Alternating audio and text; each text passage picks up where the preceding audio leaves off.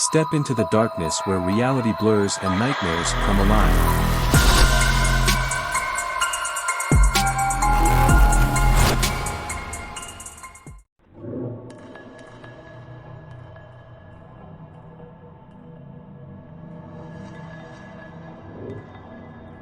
The air in the room felt heavy, suffused with a sense of unease that seemed to seep into my bones. I blinked away the remnants of sleep, the world around me coming into focus with an unsettling clarity. The muted grayness of the room felt oppressive, the morning light casting strange shadows that danced across the walls.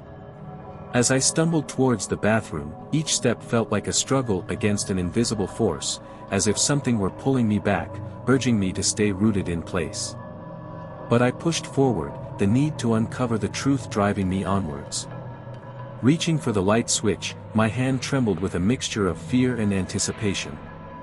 I knew that whatever awaited me on the other side of that switch would change everything, would shatter the fragile illusion of normalcy that I clung to so desperately. With a deep breath, I flicked the switch, bracing myself for the worst. But instead of the comforting glow of the overhead light, there was nothing but darkness. The room remained shrouded in shadow, the only illumination coming from the faint glow of the morning light filtering through the curtains. Panic clawed at the edges of my mind as I fumbled for the switch, my fingers scrabbling against the smooth surface in a desperate bid for control. But no matter how many times I tried, the darkness remained, an impenetrable barrier that separated me from the truth. And then, just as suddenly as it had come, the darkness receded, the room bathed once more in the soft glow of the morning light. I stood there for a moment, my heart racing, my breath coming in ragged gasps, trying to make sense of what had just happened. But deep down, I knew that there was no rational explanation for what I had experienced. Something was wrong, horribly, inexplicably wrong, and I was powerless to stop it. With a sinking feeling in the pit of my stomach, I realized that this was only the beginning, that there were darker forces at play than I could possibly imagine. In the mirror before me, there was nothing but emptiness. No reflection stared back at me, no semblance of my own face. It was as if I were looking into a void, a dark abyss that threatened to swallow me whole. Heart pounding, I stumbled back from the mirror, my mind racing with fear and confusion. What was happening to me? Was I dreaming, or had I somehow slipped into another dimension? As the day wore on, I noticed more and more strange occurrences, objects floating in midair, doors opening and closing on their own, whispers echoing through the empty halls of my home. And yet, no matter how hard I tried to interact with the world around me, it was as if I were a ghost, a mere shadow of my former self. Desperation clawed at my chest as I sought solace in the familiar faces of my loved ones, hoping against hope that they could offer some semblance of comfort or understanding. But as I approached them, their expressions remained unchanged, their gazes fixed on some distant point beyond me. "Mom."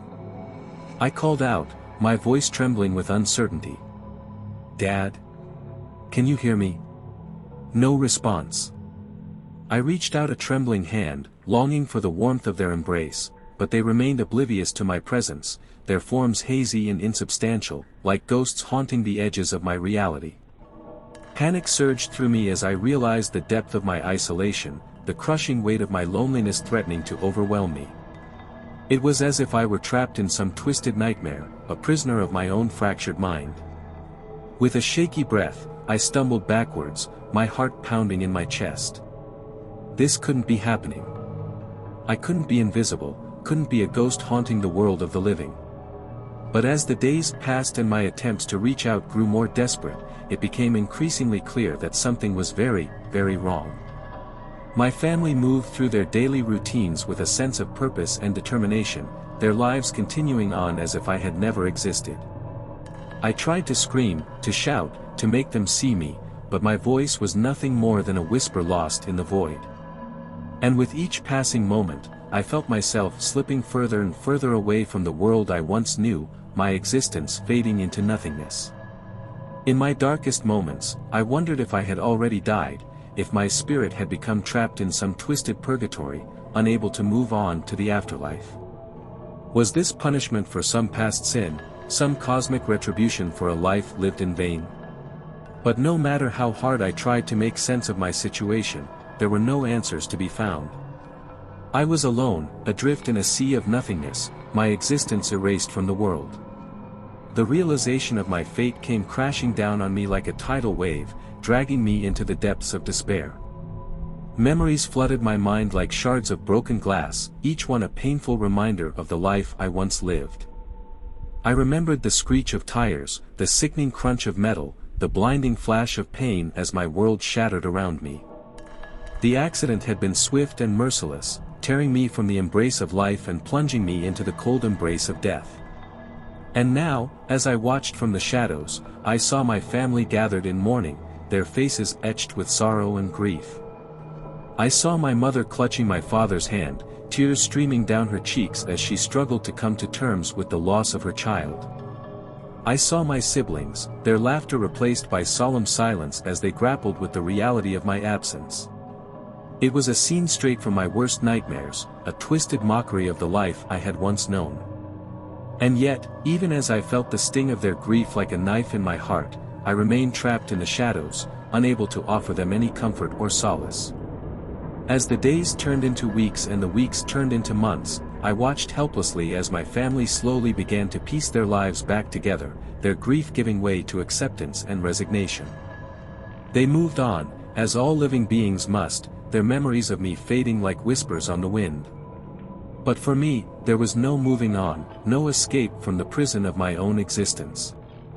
I was condemned to wander the earth as a mere shadow of my former self, a ghost haunting the world of the living for all eternity.